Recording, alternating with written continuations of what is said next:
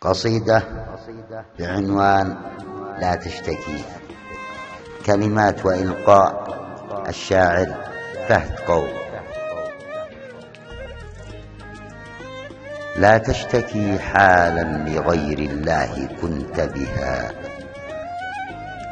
شكواك ما باءت بغير النقص والكمدا، واحبس دموع القهر بالوجدان في جلد،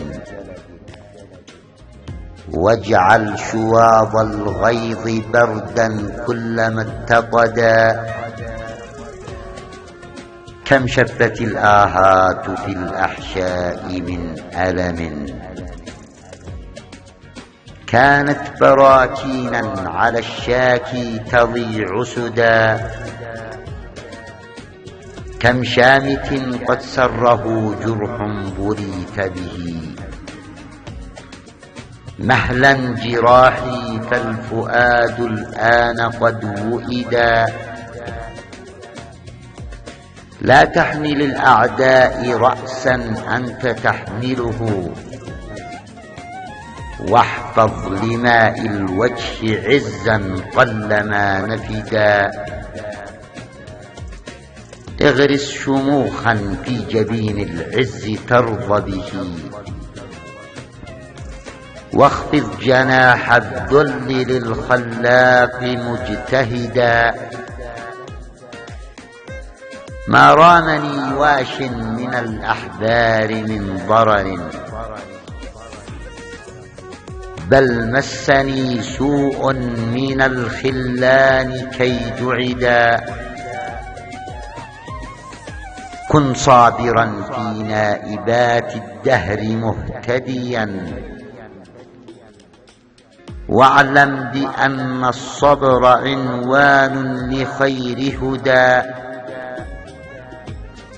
واصبر فإن الصبر أخلاق مكرمة،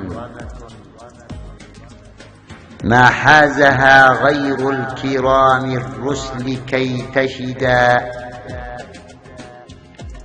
كن محسنا للظن في الرحمن وامض به، قد جاءت الآيات في الفرقان كي تفدا. إن ساء عبد ظنه في الناس جار بهم،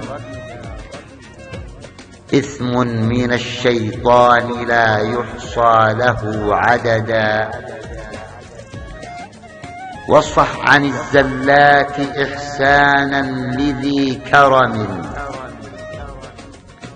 ترضي به الخلاق بالإحسان والرشدا. قد جاء في القرآن آيات وبينة، تهدي سبيل الرشد للألباب كي تردا.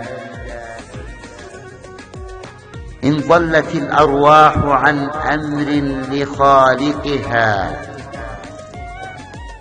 قد مسها مس من الشيطان ملتهدا.